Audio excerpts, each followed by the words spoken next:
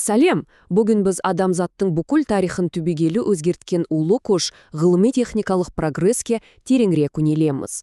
Оның бастауынан бастап, біз өмір сүріп жатқан қазіргі цифрлық дәуірге дейінгі сапарын бірге талдап, болашаққа көз жүргізейік. Әңгімені Сағди Ширазидің осы бір керемет сөзінен бастайықшы.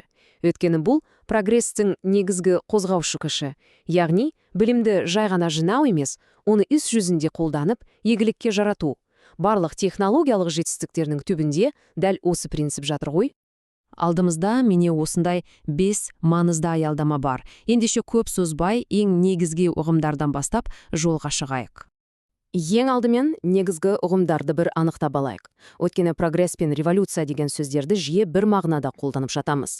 Бірақ шын мәнінде олардың арасында аспан мен жердей айырмашылық бар. Қарапайым тілмен айтсақ, прогресс дегеніміз бұл үздіксіз біртіндеп алға жылжу, эволюция сияқты.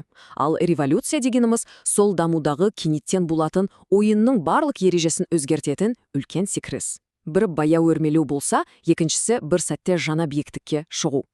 Міне осындай технологиялық революциялар бізде постиндустриалды қоғамға алып келді. Бұл дегеніміз қазіргі қоғамда басты құндылық заводтар мен фабрикалар емес, ақпарат пен білім. Яғни біз дәл қазір идеялар мен инновациялар бәсекеге түсетін дәуірде өмір сүріп жатырмыз.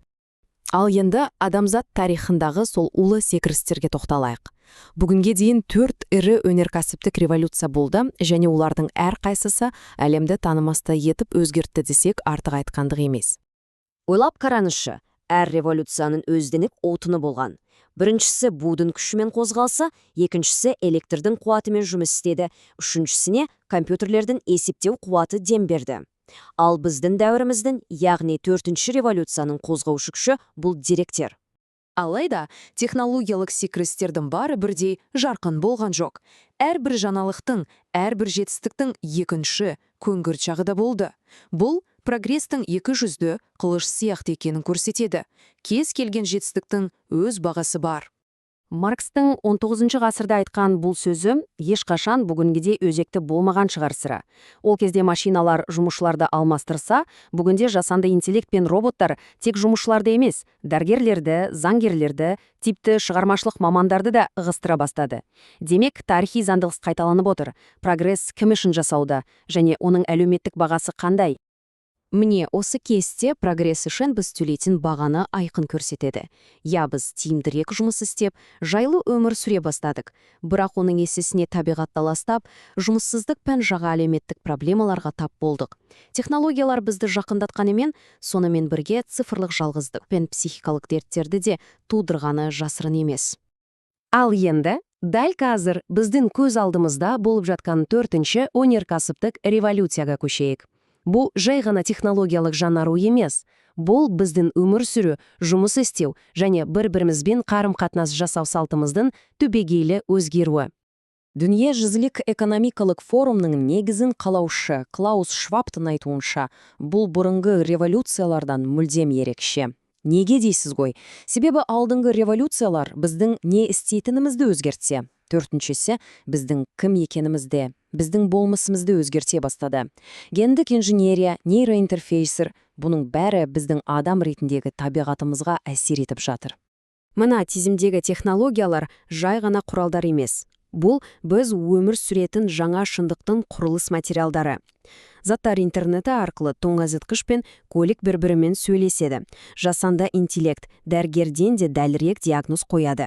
Бұның бәрі ғылыми фантастика емес, біздің бүгінгі күніміз. Міне, біз прогрестің тарихын саралап, қазіргі жағдайын талқыладық. Енді ең маңызды сұраққа келіп тірілдік. Осының бәрі бізді қайда апарады? Жалпы адамзат алдында қандай таңдау тұр? Ең үлкен парадокс мынада, біздің ең күрделі проблемаларымыздың басым бөлігі прогрестің теректей салдары болып шықты. Климаттың өзгеруі, ресурстардың таусылуы, бәрі өнеркәсіптік революциялардың жемісі.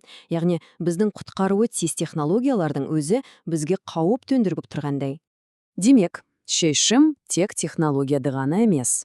Шешім адамзаттың бірлігінде. Климаттың өзгеруі немесе пандемия сияқты мәселелердің шекарасы жоқ. Сондықтан оларды жекелеген елдер емес, тек бүкіл әлем болып күш біріктіріп қана шеше аламыз.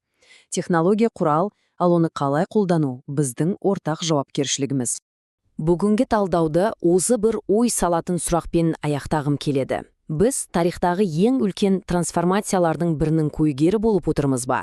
Әлде бұл эволюцияның кезекті бір қадамы ма?